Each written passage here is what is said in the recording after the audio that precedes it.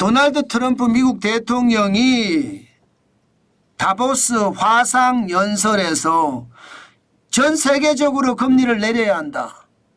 나도 미국의 중앙은행인 연방준비제도에 즉시 금리 인하를 요구할 거다. 이렇게 이야기했습니다. 와, 진짜 엄청난 이야기죠. 실제 미국의 기준금리는 지금 현재 말입니다. 현재 4.5%입니다. 예, 이게 적지는 않죠. 적지는 않습니다. 4.5%라는 숫자가 결코 낮은 숫자가 아니기 때문에 적지는 않습니다. 바로 이 부분에 대해서 트럼프 대통령은 즉각적인 금리 하락을 요구할 거다. 그리고 전 세계적으로는 금리를 내려야 한다. 금리는 우리를 따라야 한다. 뭐 이렇게 이야기하고 있습니다. 아마 제롬 파월 연방준비제도 의장이 어떤 메시지를 여기에 내놓을지 모르겠지만 분명한 것은요. 트럼프 대통령이 미국의 중앙은행인 연방준비제도에 압박을 가하고 있는 압박을 굉장히 강하게 가하고 있는 겁니다. 사실 미국의 연방준비제도 FOMC라고 하죠. 연방공개시장위원회에서는요. 원래 금리를 2번 인하하는 데 그칠 거다. 이렇게 이야기했거든요. 작년 9월에 전망하기를 올해는 4번 인하한다. 이러다가 작년 12월에 전망하기를 2번으로 줄였습니다. 그런데 지금 트럼프 대통령은 압박을 가하고 있는 겁니다. 사실 오늘 시장에 좋은 지표가 안 나왔어요. 굉장히 나쁜 지표가 하나 나왔어요. 신규 수당 청구 건수가 2025년 1월 18일 기준으로 22만 3천까지 늘었거든요. 이게 4주 이동 평균이 21만 3,500명입니다. 그보다 훨씬 많잖아요. 시장 예측치보다 높았습니다. 그래서 시장이 계속 시장이 좀 뭐라 그럴까 불안했어요. 그런데 트럼프 대통령의 금리 인하 요구가 시장을 완전히 뒤바꿔놨습니다. 시장을 보면 여러분 진짜 무섭습니다. 지금 보시다시피 얼마나 올라갔는지 보이시죠? 다우산업지수가 0.92가 올라서 408.34 올랐고요. 44,565.07을 기록했습니다. 와, 엄청나게 오른 거죠. 아마 시장이 이렇게까지 오를까 싶을 정도로 진짜로 많이 올랐습니다. 진짜로. 물론 사상 최고치는 아닙니다. 사상 최고치는 아니지만 다우산업지수가 장 막판에 엄청나게 올랐다는 사실이고요. 마찬가지 S&P 500도 지금 6,118.74로 마감했습니다. 당연히 이건 사상 최고치입니다. 사상 최고치. 0.53이 올라서 32.34가 올랐거든요. 이건 완전히 사상 최고치입니다. 난리도 아닌 거죠. 또 사상 최고치가 나온 거예요. 마찬가지로 나스닥은 계속 떨어지다가 쭉 올라갔거든요. 이게 올라간 게 0.22%가 올라갔고요. 44.34가 올라서 결국 또 2만을 회복했습니다. 뭐 사상 최고치는 아니지만 2만 53.68을 기록을 했습니다. 참 시장 우리 트럼프 대통령의 한마디가 시장을 얼마나 들었다 놨다 했는지 여러분들도 보이시죠? 아마 그렇게 보이실 겁니다. 그렇게 느껴질 겁니다.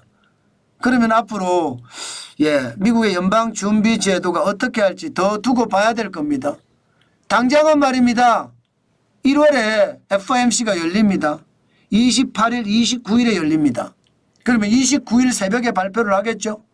그때 금리를 내릴까요? 글쎄요. 참 이게 굉장히 복잡한 문제긴 해요. 트럼프 대통령은 무조건 밀어붙일 거고 반대로 제롬 파월 연방준비제도 의장 간섭하지 마라. 여긴 확실히 독립기구다. 그렇게 이야기하면서 버틸 거라고 저는 보이는데 어쨌든 1월 29일, 28일, 29일 이때 어떤 일이 일어날지 더 두고 봐야 될 겁니다. 분명한 것은 금리 인하에 대한 욕구가 있으니까 아마 상황이 그렇게 일어나겠죠.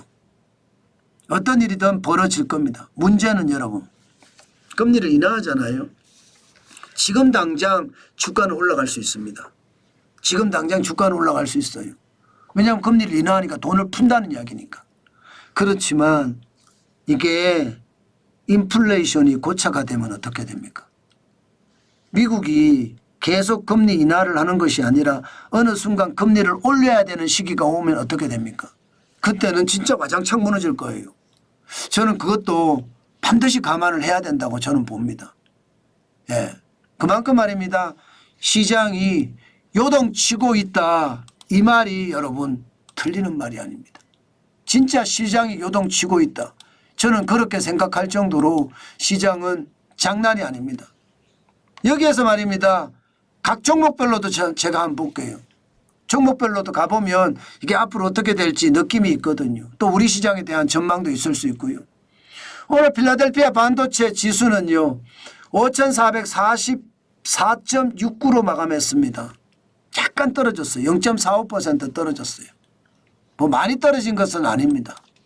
많이 떨어진 것은 아니지만 분명히 살짝 떨어진 것은 사실이에요. 이렇게 살짝 떨어지니까 엔비디아가 계속 올라가다가 조금 덜 올라가고 있습니다. 0.10% 올라가서 147.22로 마감했습니다.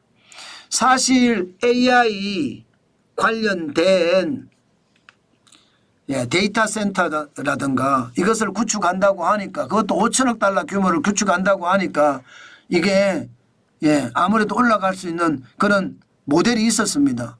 왜냐하면 엔비디아가 같이 참여를 하니까. 그런데 테슬라의 한마디 저들이 돈 있겠냐 뭐 그런 이야기를 하면서 빌빌 꼬았거든요. 네, 그게 아마 시장에 좀 영향을 미친 것은 아닌가 그렇게 생각이 들고요.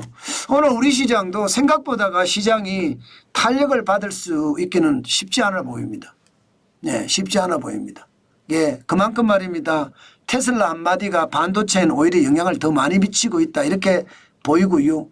애플도 오늘 0.076% 떨어졌거든. 0.071이니까 뭐 0.1% 정도 떨어졌다는 건데 223.66달러로 마감을 했습니다. 뭐 많이 떨어진 건 아니고요.